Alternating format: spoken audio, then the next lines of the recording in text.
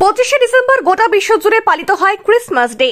এদিন যীশু খ্রিস্টের জন্মদিন বলে ধরা হয়, যদিও যীশুর জন্মের কোনো তারিখ উল্লেখ নেই। তবে বহু ইতিহাসবিদদের মতে 24শে ডিসেম্বর রাতে বেথলেহেমের এক গোশালায় কুমারী মা মেরির কোলে জন্ম হয় যিশুর।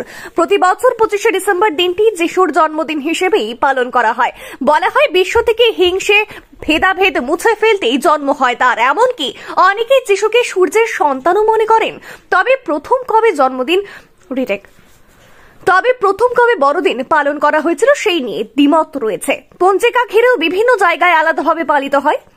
জুলিয়ান দ্বীপপুঞ্জি অনুসারে 7ই জানুয়ারি বড়দিন পালন হয়। প্রাচীন রোমানরা ছিলেন প্রকৃতির পূজারী, তাই অনেকেই ভাবেন এই রোমান পেগানরাও যাতে উৎসবে মেতে উঠতে পারেন সে কথা ভেবেই 25শে ডিসেম্বর পালন করা হয় বড়দিন। কিন্তু এই তথ্যের স্বীকৃতি দেয় না ইতিহাস বলেন খ্রিস্টানরা পেগান ধর্মকে বিশেষ গুরুত্ব দিতে চায়নি, এর থেকে সবসময় একটু দূরত্বে থাকার চেষ্টা করেছে। এছাড়াও বিশ্বাস করা হয় এই দিনে যাবতীয় দুঃখ থেকে মুক্তি পেয়েছিল বিশ্ব।